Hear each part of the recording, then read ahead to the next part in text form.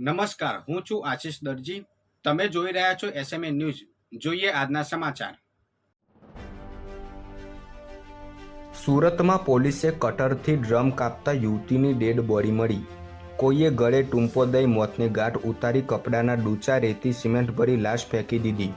સુરતમાં ભેસ્તાન વિસ્તારમાં એકલારા બાનોદરા રોડ ઉપર અવાવરૂ જગ્યાએથી શંકાસ્પદ ડ્રમ મળી આવ્યું હતું. લાશ હોવાની આશંકા સાથે પોલીસ વજનદાર ડ્રમ લઈ સિવિલ હોસ્પિટલ પહોંચી હતી, જ્યાં રાત્રે કટરથી સિમેન્ટ ભરેલું આ ડ્રમ કાપતા તેમાંથી યુવતીની ડેડ બોડી મળી આવતા ચકચાર મચી ગઈ હતી. ગળે ટૂંપો આપી હત્યા કર્યા બાદ લાશને પ્લાસ્ટિકના ડ્રમમાં કાપડના ડૂચા રેતી સિમેન્ટ સાથે ભરી દઈ ફેંકી દેવાયું હતું. હાલ તો આ મામલે ભેસ્તાન પોલીસ દ્વારા વધુ તપાસ હાથ ધરવામાં આવી છે. પ્રેમ સંબંધમાં યુવકને મોતને ઘાટ ઉતાર્યો.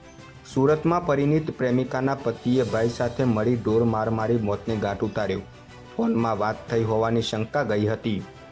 સુરત શહેરના રુદરપુરા કુબેરદાસની વાડી પાસે રહેતા 19 વર્ષના યુવકની રવિવારે રાત્રે 11:15 વાગ્યે તેના ઘર પાસે પરિણીત પ્રેમિકાના પતિ તેના ભાઈ સાથે મળી ઢોર માર મારી મોતને ઘાટ ઉતાર્યો હતો.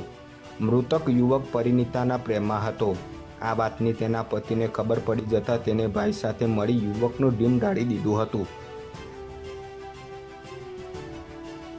આજે 23 જિલ્લામાં એલર્ટ.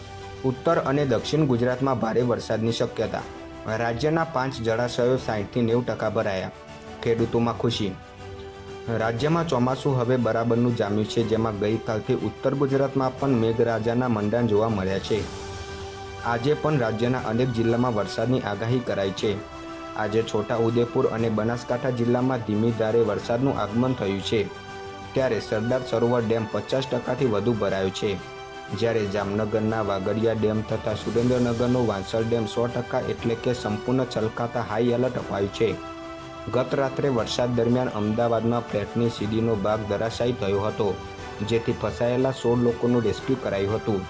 જ્યારે આજે સુરતમાં 2 મકાન ધરાશાયી થયા છે, જેથી એક વ્યક્તિને ઈજાઓ પહોંચી હતી. ઝાડ પર યુવાનની લટકતી લાશ મળી. હિંમતનગર પ્રાંતિજ હાઈવે ઉપર તાજપુરી હાપાના યુવાને અગમ્ય કારણોસર ગળે ફાંસો ખાધો. પોલીસે અકસ્માતે મોતનો ગુનો નોંધ્યો.